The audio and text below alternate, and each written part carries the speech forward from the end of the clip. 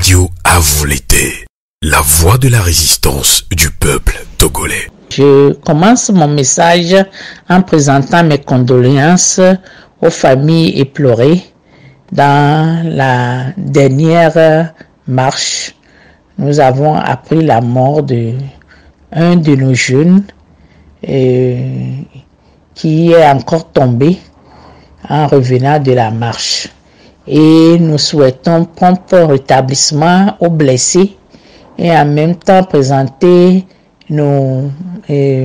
condoléances aux familles éplorées et souhaiter courage à nos leaders qui ont fait le sujet de violence ces derniers jours.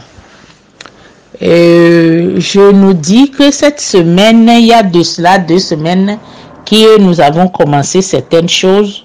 Il y a eu d'abord la rencontre de Paris avec nos leaders de l'opposition.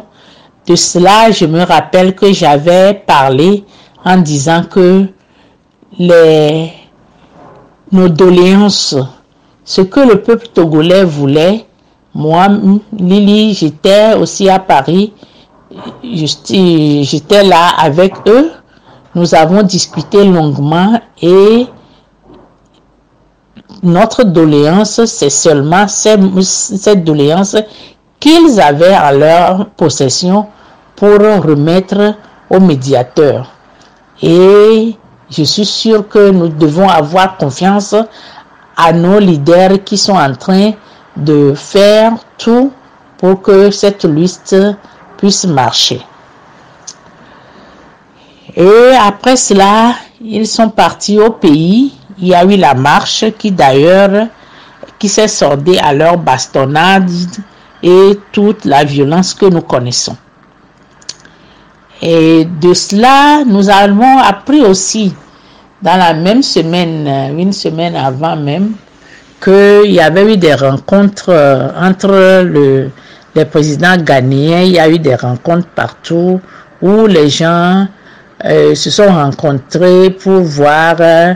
par exemple, ils ont parlé de M. Bokor, l'ancien ministre. Ils ont parlé de M. Pascal Bodiona, aussi un ancien ministre, qui sont en dissidence avec ce régime maintenant. Et puis, cette semaine, il y a Faure lui-même qui était parti au Ghana, et où il a assisté, ou bien pour aller saluer le roi d'Ashanti, parce qu'il y a des funérailles qui sont prévues de la reine, mais cette semaine. Il y a eu également, en même temps, je pense que c'était hier seulement, la conférence de presse des soi-disant politiques d'apaisement du gouvernement. Et il parle encore du projet de référendum. Et nous avons aussi appris comme quoi leur CENI bidon qu'ils ont mis en place, ils sont en train de travailler là-dessus. Il y a aussi des rumeurs, ou bien si c'est vrai, méthode du régime APT-UNIR pour saboter la lutte de la diaspora et en injectant parmi nous des collabos qui seront là pour torpiller la lutte. Nous sommes au courant de toutes ces choses-là. Mais je veux nous dire tout simplement que nous devons avoir courage. Tout ça là, c'est la diversion. Notre but, le réel but des Togolais aujourd'hui, c'est le départ pur et simple de Faure et Sozina Gnassingbé. Comment cela doit se passer? Ça va se passer soit par son départ immédiat maintenant, en démissionnant de lui-même et faire un mea culpa aux Togolais, et on va lui donner l'amnistie. Ils vont rester au Togo. Nous allons faire notre transition tranquillement et mettre le pays sur les rails de telle manière que nous pouvons avoir nos élections présidentielles, législatives et même des communaux dans les jours à venir sans qu'il y ait de problème. Là, ce serait de la part de notre président qui a compris qu'il y a des milliers de Togolais qui sont sortis pas mal de temps et que ce qu'il lui doit faire maintenant, c'est seulement de démissionner parce qu'on ne peut pas faire mieux. D'ailleurs, on ne peut pas lui faire confiance parce que on n'a jamais signé d'accord ou bien de négociation avec lui qu'il a respecté. Beaucoup de gens ont déjà dit ça. Dans cette semaine aussi, il y avait le retrait de l'ancien, de monsieur Gilchrist Olympio. Tout ça là font problème d'actualité. Et les gens sont en train de spéculer sur beaucoup sur les réseaux sociaux. Il y a des choses que les gens disent. Mais moi, à mon analyse, je vais aller dans ma langue comme d'habitude pour vous dire les choses sérieuses. Voilà. Bien envie de Togoton. Et Nene nyan les namiwa. Nyan jogmangbang.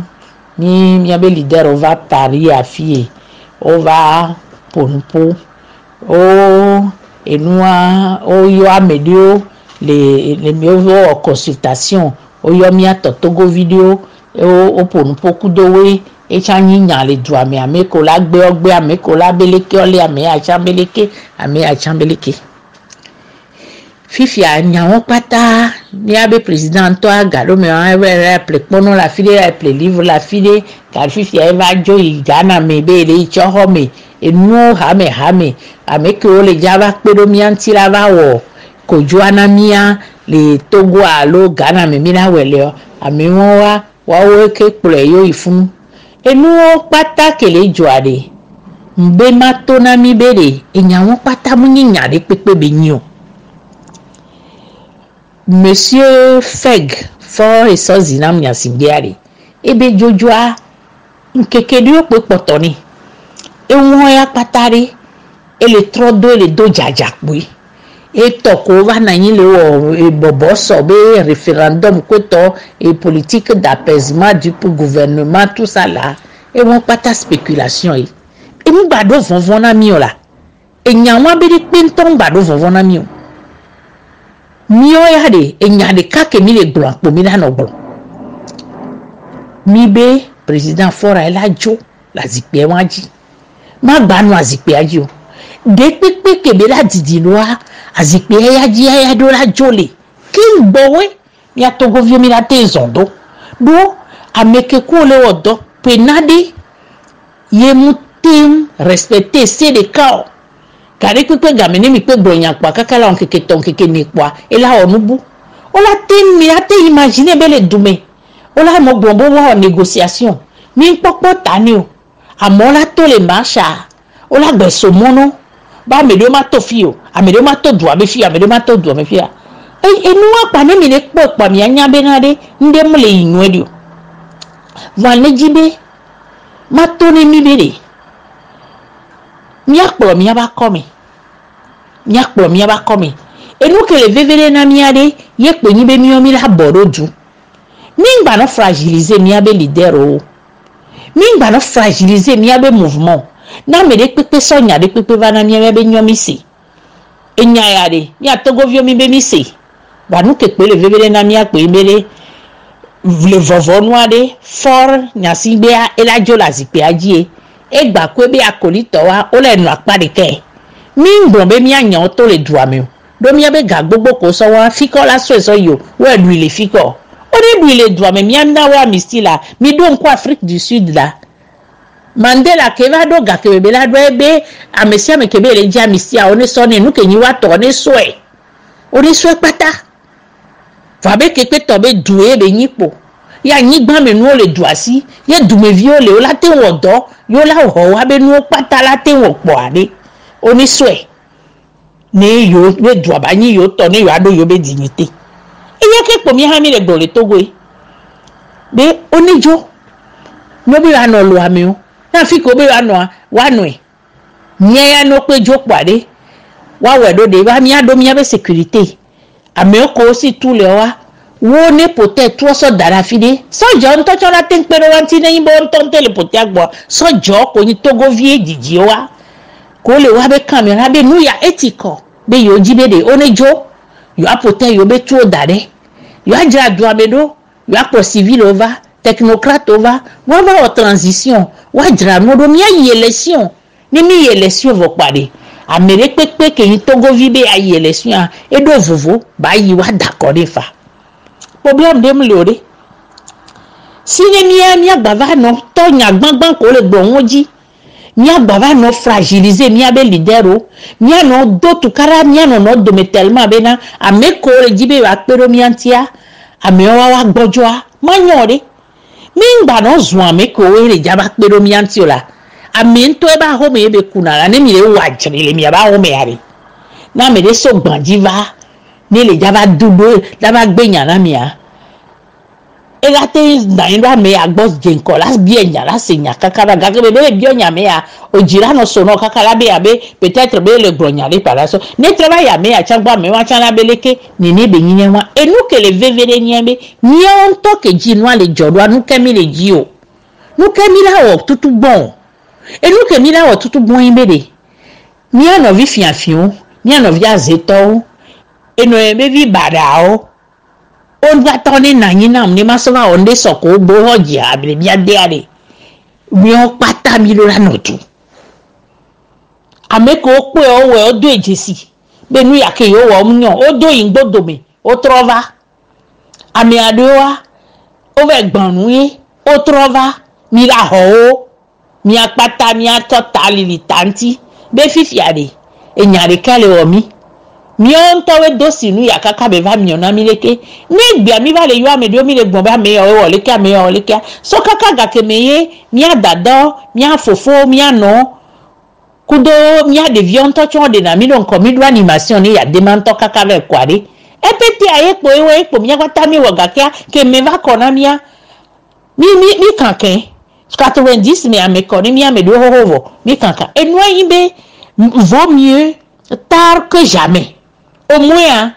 à mon le toleme, mi a hoamo, mi a gbajagba, mi a pedo, a me dobodo koye, noati kona, uti la armée, mi a ba hoa, chanva, mi a bakpaji. Mi a to mi a no vi ko le ne nebe ha me fifi di ware. On est notre démission, on est tole habe. Ne wa don va mi a bakpaji wa pedo mi anti.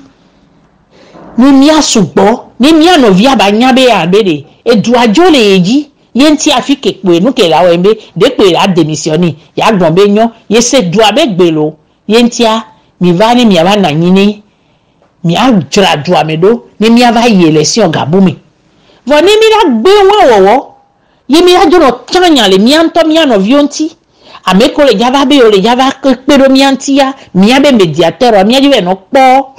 e yo via le wa be nkuvidia mo ye mi abe problème e dore mi a togo vio be problème be mi a no du problème que les miens si a comme bele na mi awe et puis mi le odo mi mate no mla nyila no dan lode na mo le mododo jinami ye mi abasi o am le ja no odo le nkeke ya mi alzemi janto wa no mu yi deuxième janto me gbe wa o pona wa be gala so nu ko lawe o voye mi nyambele ke be no mi do lawe la pota ni a chan mi lawe la pota ni wa mi do la so mi abe énergie mi abe temps pata la so yi côté positif ale ke mi la bodo duro ye nu ya la so na mia ke la nya jre ke la nya me ya woleke ke la nya me ya woleke ki nya me ya woleke aya mi do la tasi mde kukunami mi atogo vio mde kukunami bede e dupo mi la no mi mle bo fifi bena amegan Jésus Christ abe ebe ye ngbale ja ye ale tole mea munu wede pebe okudo mi ore certain ya yebe tole ebe ha nu yebe sodo ko so be chado enua fonya singbebe nuantia enua egbele nu so bole du amento vo mo we gbale vevere na mi egbo ke tenpe jagbagba be topo a evo eto ba de kukure dua be enuke ye wo nunu edo do ye pro me gbogbo ve do wi ni ra mi fifi amedo ko be pro ve do mi antonya on ten gbale to ni mi ade kuku na me won cho bene mi le kuku bone va mi la hofa bone to va